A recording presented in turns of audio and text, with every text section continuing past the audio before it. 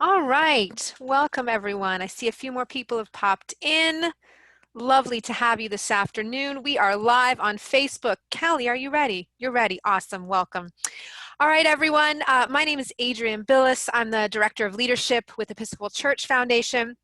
Now, I'm really excited to welcome Callie for many, many reasons. One, she's one of our ECF fellows, and we're very excited because we're in the midst of getting ready for our fellows for 2020 and even planning for 2021. So if you want to learn more about our ECF Fellows program, please do check out episcopalfoundation.org for more information. Today's webinar, Braving the Wilderness, Lanterns to Light Our Way. I really wanted to introduce Callie, but I said, you know what, I'm going to let her do it because there's so much passion that she has for her work, and the idea, the concept, the embodiment of a priestpreneur. Is that right? Did I say it right? Yes. Absolutely. I Yeah, just wanted her to speak to that because I think it's such an amazing identity and concept that I would love for you to share a little bit more before we get started. absolutely. And I don't know, just a technical thing. When I look at Facebook, I see you only. I don't Oh, know if yes, there's I think something that needs it's, to happen we're a or little delayed. So it should be great. me speaking and then we should pop into you in a few seconds.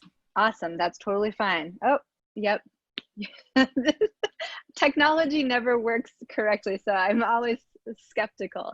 I'm Absolutely. so grateful for the invitation, and gosh, it is a delight. Now my dog wants to say hello too. I'm sorry. It is a delight to be here. I'm gonna have to take care of the dogs. Hold 1 second, everyone. What I love about this is a pandemic, right? We are getting things done and multitasking. When we're not parenting, we're dog parenting. Yeah. Absolutely. My partner is gonna come help with the dog. So just a moment. She wants to say hello. She is a pandemic new dog in the last 3 months. So she wants to join in on this. So excuse me 1 second.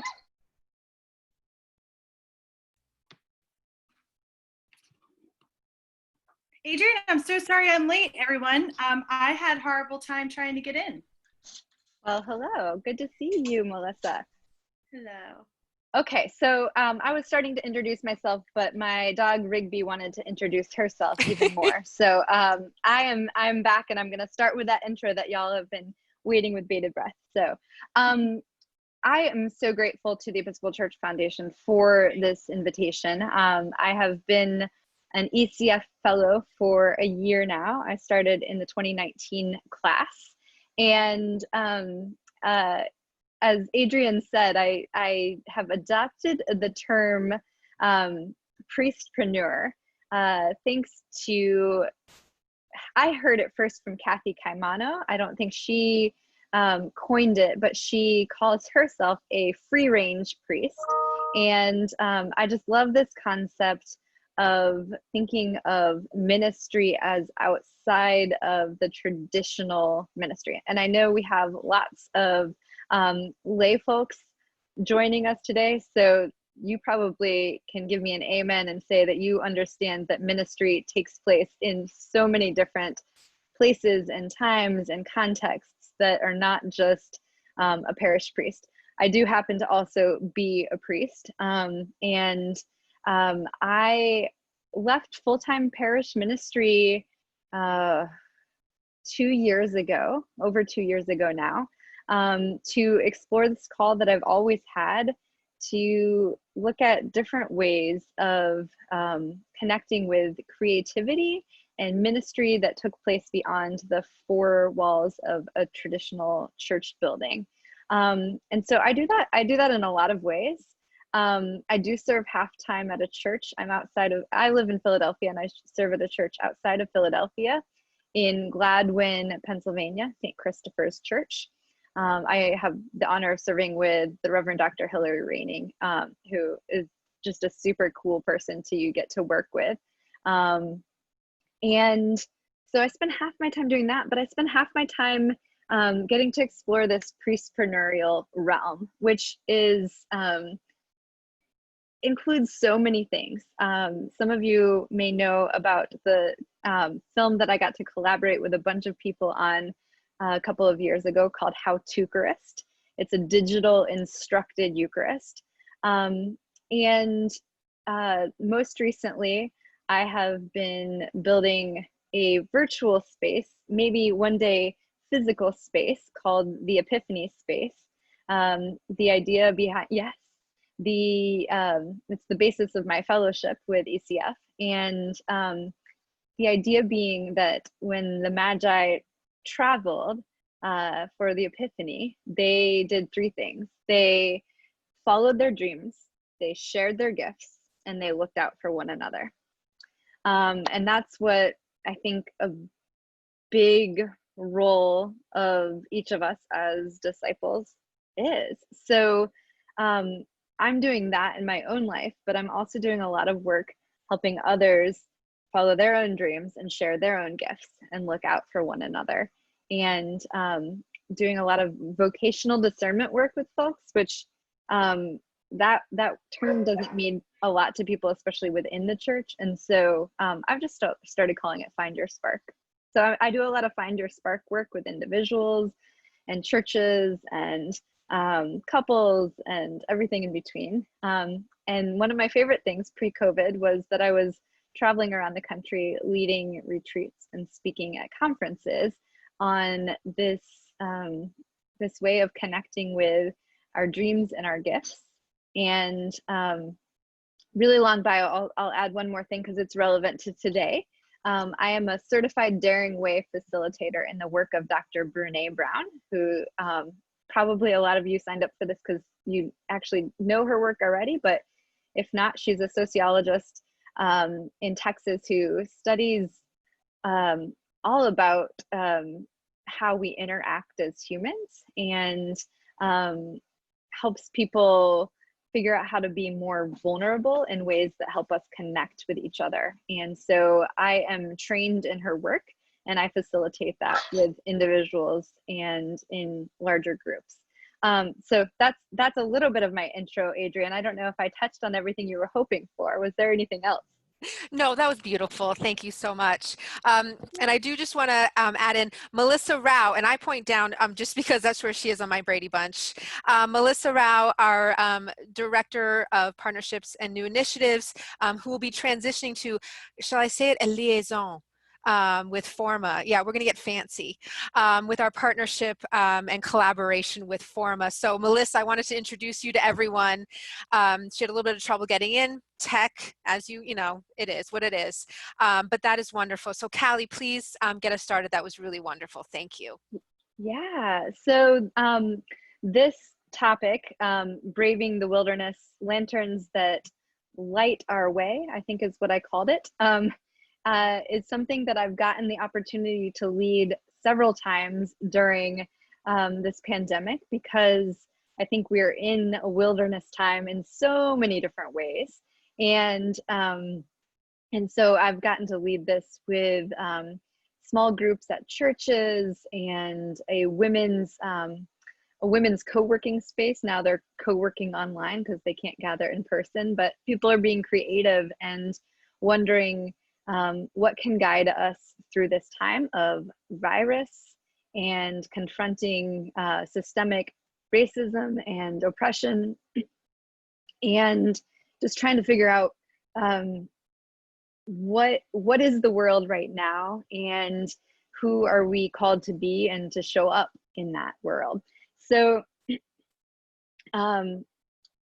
I typically start my sessions, if we were all sitting in the same room, or if I could see you all in the Zoom room, I ask a question that some people love and some people hate. So I'm just warning you. I'm going to ask you to just reflect inside yourself. I'm not going to make anyone share it today. But I start my individual sessions with clients this way. I start groups this way. Here's the question. How is your heart today? A little reason behind the question. When we ask, how are you? That's that's really tough to answer. For some people, it sends them into a really superficial level of, you know, I'm tired, I'm busy, I'm stressed. We usually give one word answers to that. How are you? It also combines some wisdom from, I'm blanking on her name now. She wrote Plan B. If anyone can weigh in on it, CEO of Facebook. And Sheryl yes, Sandberg. yes, all I could think of was Cheryl Strayed, and I knew it wasn't that one. Thank you. When her husband died tragically, she came back after her time of mourning and grieving. She came back and she wrote an open letter to her employees about what to expect and how to treat her. And she said, please don't ask me how I am, because you know, this is awful. It's tragic, of course, but it's okay to say, how are you today? Because each day holds something different. And as someone who lost a parent a couple of years ago, and still feels the grief of that, I'm really appreciative of people who understand the intricacies of how is your heart today, meaning that some days, you know, even right after his death, some days I may have been having a good day, and that's okay for someone in grief to have a good day. Some days, you know, months and months down the road, you're having a really bad day. That's okay too. So how are you today? Or taking it a step deeper to get into the heart stuff, how is your heart today? Just something I want you to reflect on, because the state of our heart tells us a lot about ourselves. I have a wonderful coaching client who recently told me she loves our sessions because she gets to find out how her heart is that day. And it's so true. We don't often, unless someone else is guiding us, we don't often take that time to do the deep reflection. So it's a question that you can ask of yourself, and it's also a question that you can direct to others who are meaningful in your life, to let them know that you want to be in deeper conversation with them. So I care about all of your hearts. Those of you here on Zoom, those of you on Facebook, those of you who will watch later, I would, you can even put it in the comments if you want me to know how your heart is today. The reason I chose Braving the Wilderness, Lanterns That Light Our Way, I kind of combined, like I said, I'm trained in the work of Dr. Brené Brown, if you're joining us a few minutes late. And Braving the Wilderness is a book that Brené wrote. And when she wrote it, it came out in 2017, right after the 2016 election. Her publishers sort of put it on a fast track to release because people were and remain very, very divided in our country around that election. And I see people are joining us from around the world, but in the United States, that we still feel those political divisions. And in the book, she talks about how siloed, how separated we are from one another. And that it used to be that people lived in more diverse zip codes. A lot of people think that they live in a diverse city, but if you still look by zip code, it's very, very homogenous. And within a zip code, a lot of people vote the same way. A lot of people are the same race as one another. And this separates us from one another. And we are in this time of separateness. A lot of us are still either staying at home or staying mostly at home, where, you know, our states are opening back up, maybe our countries are opening back up after a few months in quarantine, but we're still conducting a lot of our life separately from one another. And that has many impacts that I'm sure you all could tell me more about than I could tell you, because you've all experienced it and felt it firsthand. But it has the impact as well of increasing our comparison of one another. So we are always going to be a people who fall back on comparison, on scarcity, on things that don't let us live into the fullness of God's abundance. But usually we have a balance to that comparison culture of seeing someone's online life and seeing someone's real in-person life. I bet, you know, I could show you, if I could turn my screen around right now. I'm in the middle of a move. My house is a disaster.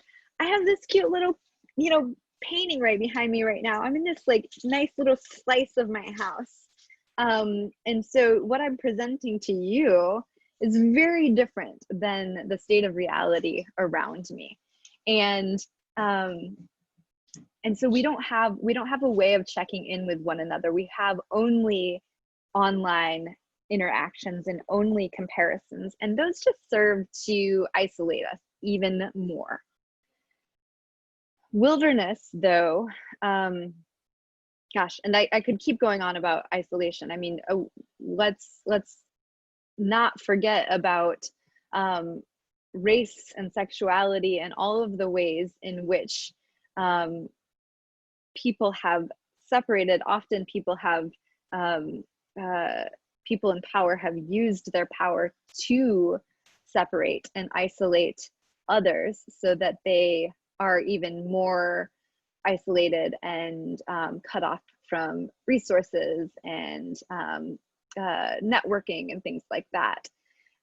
So there is, I bet people resonate, especially people living on the margins in any category, resonate with that separateness even more. So when you're in a time of wilderness, I bet that conjures up different things for different people. And I'd like you to just take a minute to picture what wilderness looks like. And I'm a huge fan of interaction. And so if anyone wants to put a comment in the comment box on Zoom, or Adrian will read it to me if it's on Facebook. I wonder what comes up for you when you picture wilderness. I'm going to give you a minute to sit with that. And Melissa or Adrian, if you wanted to jump in, you could tell me what you picture for wilderness. It depends upon whose wilderness it is, right? If I'm forced into the wilderness by somebody else or something else, then I don't typically like it. Yet, if it's a wilderness that I'm taking on, I will sometimes view it as an adventure, as a time of discernment and all that kind of stuff. So I think that's a complicated, complex answer, Callie. Absolutely. I'm glad for that, because I hope to draw out the intricacies of it. I think it's complicated. Adrian, did you want to add anything? Yeah, if I think wilderness right now, and this is probably just where I am social location wise, I think peace and quiet. I think being alone. So to kind of layer on to some of Melissa's thing, it depends on where I am, what time it is. And to go back to your point of, you know, how is my heart today? Today, I would love to be in the wilderness alone. So it's all kind of contextual. Absolutely. Absolutely. I hear you. I keep having these visions and dreams of like renting a cabin in the middle of nowhere and maybe my partner comes with me, maybe he doesn't, and I just get to go and stay there by myself for 2 nights. That is like one of my visions right now. And yeah, when you're spending all your days in one room or one place, wilderness can sound quite expansive and peaceful. Okay. Robin says, I think desert and possibly trials and scarcity. Yes. Wilderness. I think of Jesus. I think of Jesus wandering for 40 days in the desert, and how, on some levels, how awful that was.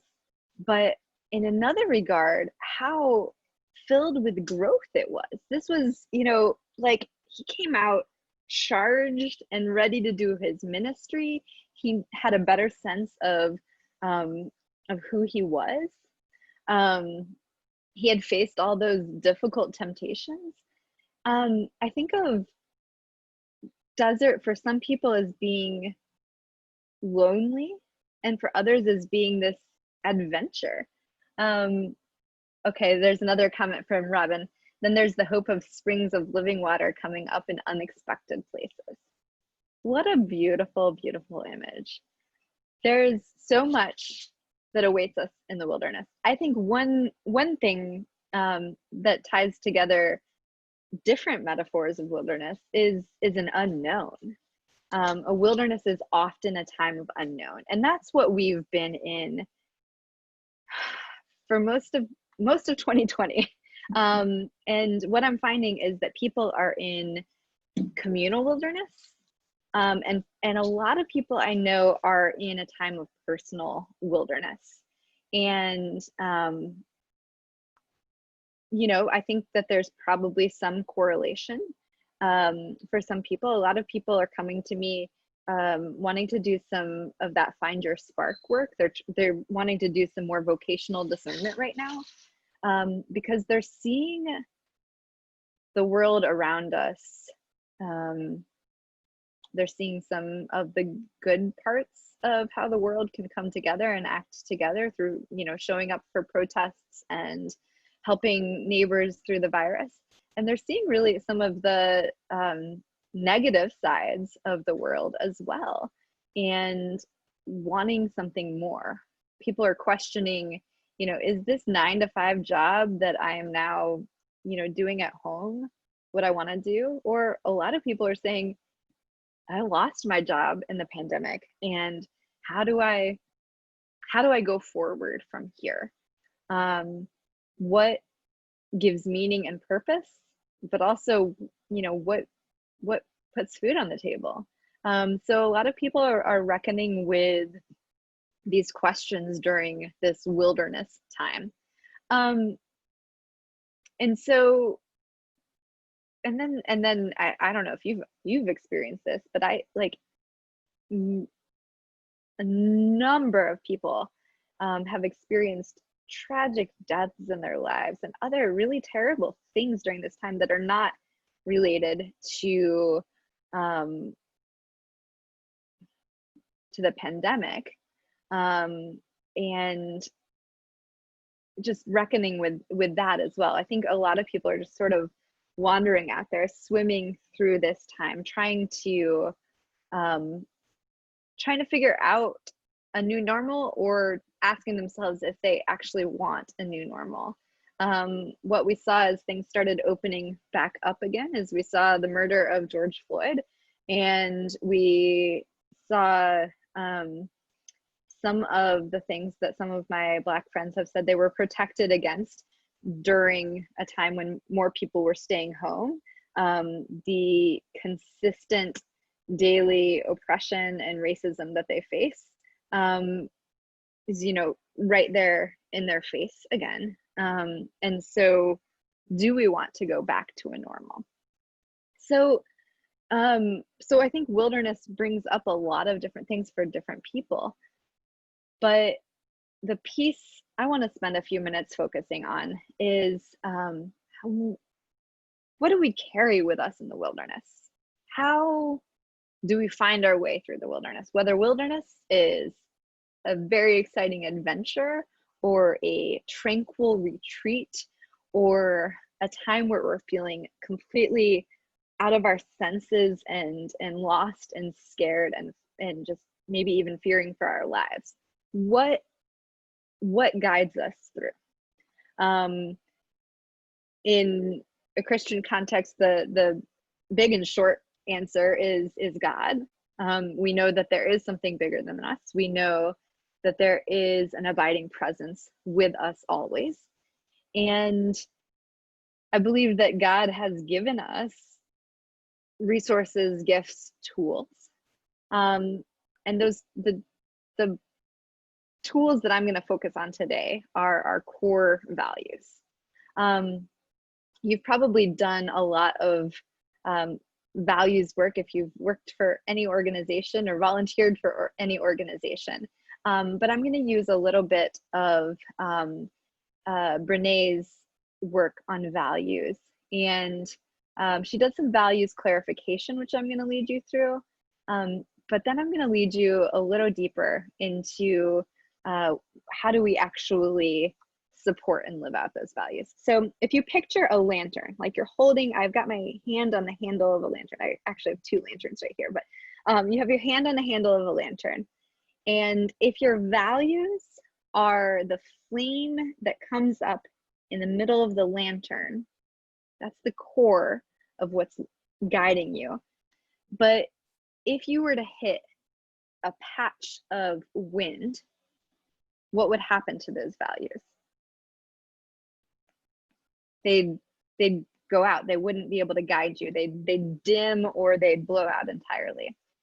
So I'm going to lead you through values clarification, figuring out what that little fire is in the middle, but also clarification of what is the glass supporting those values that keeps your flame from burning out. And these are the things that guide us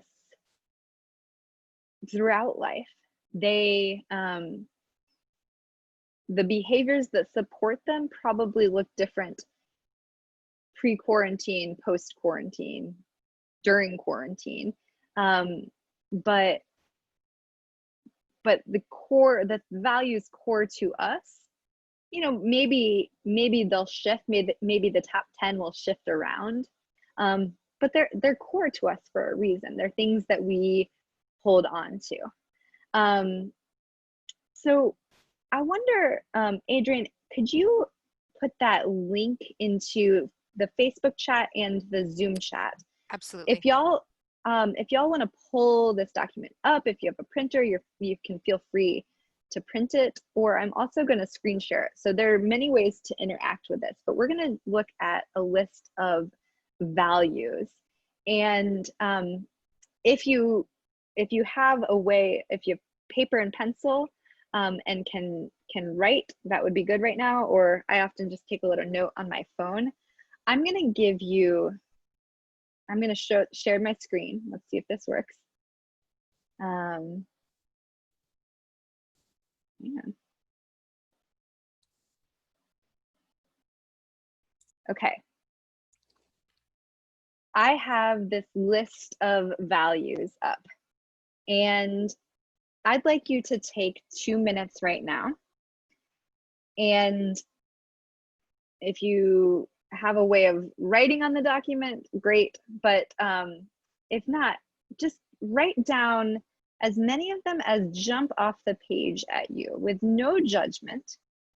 If it's 50% of them, that's fine. But write down at least 10 that really resonate with you and make you think, I think this might be one of my values. And there's a spot in the bottom that says write your own. So if these don't appeal to you, then find another. But I'm going to give you 2 minutes to look these over and write these down. And you can ask questions in the comments if you have a question before we come back together.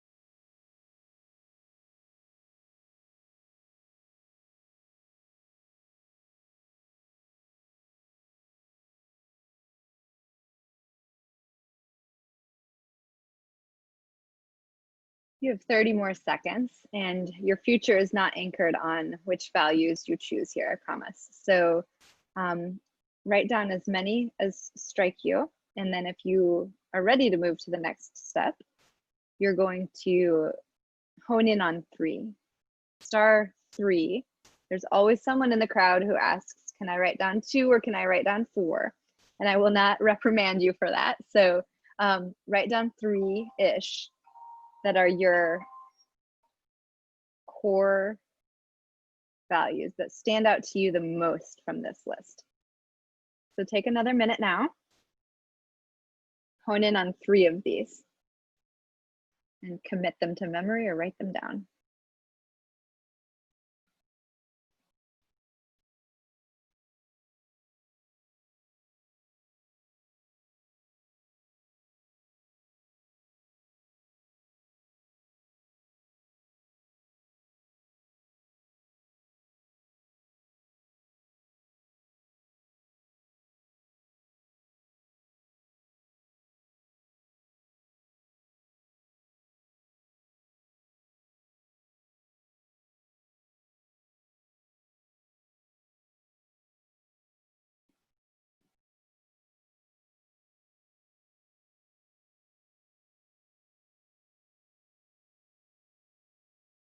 Okay, so about 10 more seconds to look at this list and hone in on 3 of these.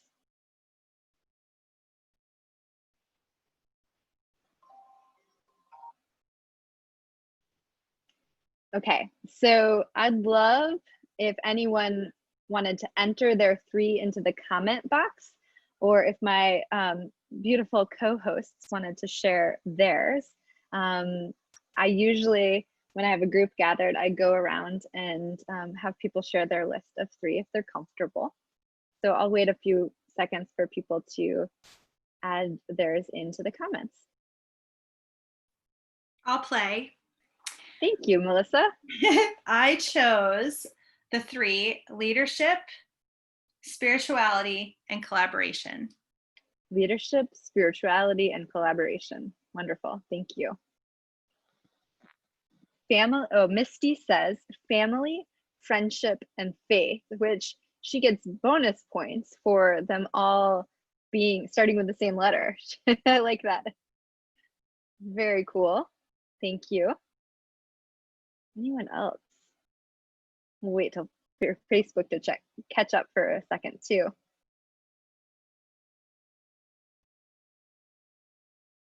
I'll share mine. I'm one of those who struggle with like top 3 versus top 5. So my top 5 sort of shift around which one's top 3. But today, creativity, wholeheartedness, and strength.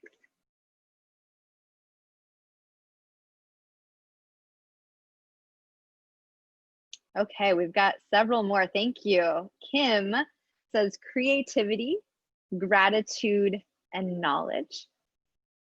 Wonderful. Thank you, Kim. Robin says hope, growth, well-being, and safety.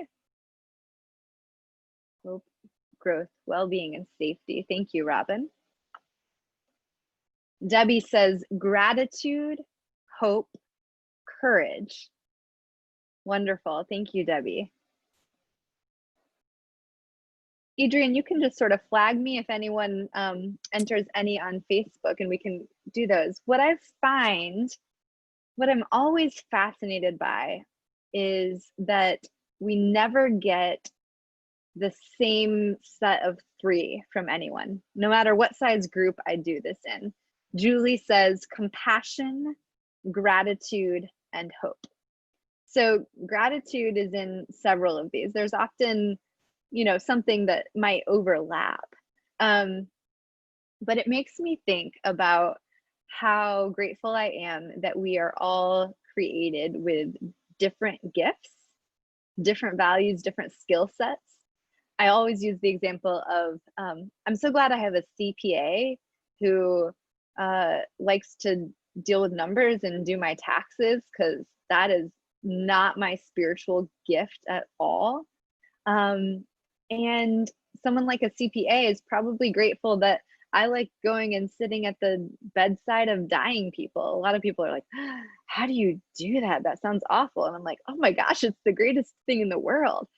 Our society would be a very boring and ineffective place if we all had the same values or skill sets.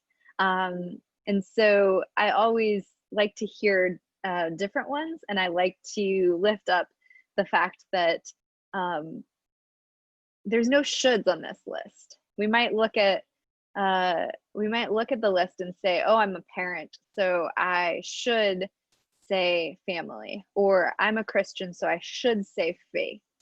It doesn't mean that you don't hold more values than the ones you listed out, but there's no shoulds in these values. They are very integral to each person.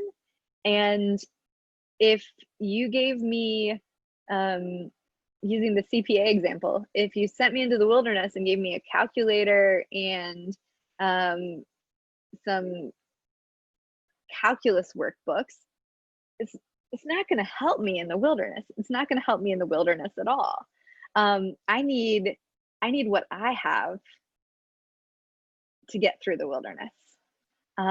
We each have gifts that are individual to us. And I know often it feels like we are wandering in the wilderness alone, but there are many wildernesses of life where we are wandering alongside others. And so collectively, we come together with our various gifts. Jennifer Baskerville Burroughs, who is the Bishop of Indianapolis, is a friend of mine, and she's an amazing person, and you should look her up on Facebook and see some of her incredibly profound posts lately. She posted recently about people talking about the pandemic being a marathon, not a sprint. And she said, I'd like to introduce another metaphor, one of the relay race. And she is someone she's a runner, and she led a couple of different groups in 2 different years through a 12-person relay race to raise money for Episcopal Relief and Development. And she talked about how in the relay, it's a 30-hour relay, that different people run different legs. And when you have one van who's an active running van, the other van is resting and trying to refuel and get ready to run again. And you have people with different skill sets. So someone who would be a great van driver might not be your best lead runner, and the best lead runner might not be your van driver, but you need both of them. You need everyone to work together. And sometimes one of your runners has a shin splint and someone else needs to come and jump in for a leg with them. Or someone has to run at night and it's scary. And so another team member will jump on a bike and go next to them so they're not going alone. And when they get to the finish line, in that last leg, all the runners get around that one runner who's in the final leg of the relay, and they all finish as a team. And she says there's a feast awaiting on the other side of the finish line, and they all go to that feast together. I mean, if that isn't the kingdom of heaven, I don't know what is. But that is, we are in this wilderness. We have our different gifts, and we need our different gifts, and we need to pool them together to get through and make sure that everyone crosses the finish line together and that everyone has equal access to the feast. So you've figured out your 3 core values, but again, that's the flame in the middle of the lantern. How do you keep that flame from blowing out? You have to have some supporting behaviors in place. So for each of your values, you can think about it now and then do some deeper journaling on it later if you want. But for each of those values, I want you to list 1 to 2 behaviors that you practice in your life that support those values? This can be a hard one because some people realize they don't have any, this is a value of mine, but I don't have any regular behaviors, or maybe I used to 10 years ago, but I'm not doing that anymore. And it's at that point that I invite people to do one of two things. I invite them to revisit the list and consider that this might have been an aspirational value, one that you think is important, think that you should have, but is actually not one of your core values, in which case, no shame in that. You just go back to the drawing board and you figure out what it is that really is your core value. Or you say, yes, this is one of my core values, but I'm not doing a good job of tending it. And so I'm going to commit to X, Y, or Z. So here's where like the pandemic sort of changes things a bit. If one of your core values was humor, going to a comedy club each month might have been your pre-pandemic behavior. During pandemic or during a wilderness time when you don't have as many resources, you might watch a Netflix comedy special or get on TikTok and watch silly dog videos. Whatever it is, the behavior may change over time, even though the value stays the same. And it's really important to have those behaviors in place to uphold what it is that is going to illumine our path and get us through the hard times or the times of growth.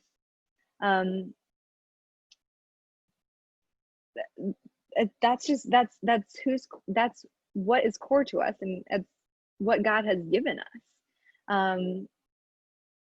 So I'm gonna pause there for a second to see if my co-hosts have any questions or comments, and then I'm also gonna invite anyone watching to put up their own questions or comments about wilderness, about values, about how to support your values. I love workshopping with individuals. If you're like, okay, so this is my value, how do I live this out in my life? Please feel free to enter any questions or comments that you have. As people are typing, sorry, Melissa, I'm going to jump in. Yeah. You know what I realized? That there's a lot of aspiration in my values. Maybe it's the day, the time, larger kind of events. But when I start to try, even just briefly, connect behaviors, I think, I got to pause, because I wonder if the reason why I'm struggling, or even just downright saying I got nothing, is because a lot of this is aspirational. Yeah, which again, right, makes me think, and all the wheels start spinning. Absolutely. And none of that's bad. None of this is data. Like we could start to look at some of those things and go into a place of shame, and say, I'm a terrible person, I'm not living out my values, whatever. First of all, we all have to give ourselves a break right now, because this is not normal time, and a lot of us are not living out our vocations in any of the ways that we pictured we would, whether that be parenting or your job or a relationship or whatever. It looks different right now. But at the beginning of pandemic, there was this like push to, I don't know, it was almost like a New Year's resolution. People were like, I'm going to learn how to carve wood. And I'm like, okay, that's fine if you've got the energy for that. I certainly didn't. That's fine. But I wondered if instead of coming up with something completely new, if we could, go back, always revisit these core values and say, okay, I'll take on a new activity but one that supports one of my core values. Those are the things that are going to be the most life-giving and probably the most sustainable as well. Melissa. Well, Adrienne, right on, kind of what you just said. I was thinking of Brené Brown's work, and where she talks about minding the gap, that so many of our values are indeed aspirational, and that we just have to be very mindful about the ways that we're living into them. Yet, Callie, like, what I love is the imagery of the lantern with the glass. Like, I've never, like, that's brilliant, because it's kind of, what are the things that are protecting our core values? And I'm just going to say it. I feel like aspirational and core value, I wish we could just quit the whole aspirational stuff and name that this is actually our core value. And sometimes we're better at living into it than other times. And eliminate the shame out of it, because I can't help but wonder if that aspirational, the whole concept of aspirational, is that we haven't yet achieved it, or we can't, or there's something in the way that preventing us from getting there. I think we need to be mindful and truthful of, you know, we've been living this way, we've been behaving in ways that aren't necessarily protecting. And so having the conversation about the behavior, protecting the value, I think is a really, I just, like, light bulbs went off of my head, out of my head, like, the whole time you were talking about it. I just wanted to say thank you. It's brilliant. Yes. Thank you. Yes. Thank you. And that's, I mean, like I said, there are so many exercises that we do, you know, as an icebreaker when you're, you know, on a board for the first time and things like that. And I am not a fan of most of those, honestly, and I sort of roll my eyes at them. And so I'm like, another core values exercise. But that's the game changer for me. Looking at your core values is one thing, but then looking at what sustaining behaviors do I have in place. And so when I've led like vestries and boards through this work, as a group, what are our values? What do we say on our mission statement? And how are we living that out? If evangelism is one of our core values, but we're not talking about Jesus or inviting anyone to church, then that's probably an aspirational value. It doesn't mean you should strike it, but if it's that important to you, go back to the drawing board and make a sustainable plan for the next 6 months, 18 months, and on. Also, I feel the need to say too that right now we're seeing a lot of people put their own sense of freedom above others. And I don't think your core value should ever negate someone else's core value or sense of worth. And so just sort of checking in with that as well. Does my core value mean that others don't get the same privileges or freedoms that I enjoy? So I see a question in the comment box that I'm going to read over. It's Robin says, are these values that maybe don't change much over time? It reminds me of the exercise in what color is your parachute, where you write 3 to 5 stories of a time you experienced great joy. Would it be fair to say core values bring me greatest joy? That is an interesting question. I think, like I said, I think the behaviors that focus on your core values are probably going to be the most life-giving. I think that there's, for some, their core values challenge them and push them. And maybe two sides to the same coin. One of my core values is, it's a combo one. It's authenticity and wholeheartedness. And sometimes that means, a lot of times that means having brave conversations with people that are not super comfortable. If I value relationship with someone, I would much rather have a brave conversation, a hard conversation, a tough loving conversation with them than not. But it doesn't ever mean that I look at it and say, okay, this is going to be so much fun. So I think that that might be subjective and individualized as to whether that brings you joy. But I do think things that behaviors that support your core values are life-giving. I don't know if there's a distinction for you with joy and life-giving, but that's what I'm thinking. Any other thoughts or questions?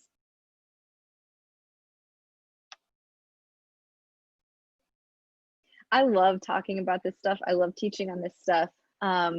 And just a couple of ways that you can follow me further, or that we can get to know each other further if you're tuning in. Like I said, wholeheartedness is one of my values. And I don't know, it's been probably almost 2 years ago now that I started a movement called Wholehearted Wednesdays. Each Wednesday I put a post onto social media and onto my newsletter that invites people to push back against the superficial nature of social media, the way in which social media often continues that isolation that we were talking about earlier, the silos. We get into political fights. So Wholehearted Wednesday is always a reflection I give, with a prompt inviting people to reflect more deeply and connect with one another in the comments. And so that is one way that I live out my core values. And I'd love for you to join me, because Wholehearted Wednesdays exist because other people are part of them and connect with them. So yeah, I don't see any other questions coming through, but I think Adrienne is gonna, go Callie, ahead. Robin just has her hand up. Oh, she put it back Oh, down. Oh, Robin, I saw your hand and then it went away. So let me do a little bit of spiel and maybe give Robin a yeah, little time to type. So just as we conclude, obviously, great thanks. Thank you, Callie, for sharing your time and your wisdom and your strength with us today. And just a little bit of kind of wrap up. For those of you who are registered today, we are going to be sending you a recording of this so that you can share it with your vestries, parishes, communities, friends, et cetera, et cetera. But also what I'm going to be adding in there is information on Callie's contact, so contact information, website, Facebook, et cetera, so that you can reach out if you would like to ask more questions. Oh, Robin, just as she pressed the wrong button. So she would like to know, Callie, your Facebook, if you'd like to share that now, or I can share that after. But just thank you again, everyone. mm-hmm. Thank you. I'm gonna put where you can follow me. Sure. On Facebook, you can use the follow function, and Instagram you can follow as well. It's Callie Swanlund on all social media. Sometimes I tweet, but I wouldn't really count on that as being my primary thing. I'm an aspirational TikToker. I just discovered it during pandemic, and I haven't made one yet, but I feel like that would embody great joy. And then to sign up for my newsletter, or if you wanted to me to lead a group through this, or wanted to contact me about individual sessions or a couple sessions or whatever, you can find all of that through my website. So basically, I don't know that there's any other Callie Swanlund out there. If you Google me or look me up on social media, callieswanlund.com or at Callie Swanlund, hopefully you should be able to find me in one of those places, and I would love to connect with you further. Absolutely. And same, you'll be receiving an email shortly with this recording, and please feel free to respond to that email and we can connect you. So any way that we can help make a connection, we'd be more than happy. And so Callie, thank you for joining us. Melissa, I'd just like to know, Melissa's on vacation right now. So I do want you to get back into your comfy chair, get back into that relaxing mode because we got a lot of work to get done here. Yeah. So thank you so much, everyone, for joining us. Please be well, be safe, and have an awesome week. Thanks again, everyone. Bye-bye now. Blessings upon you. Bye-bye. Bye.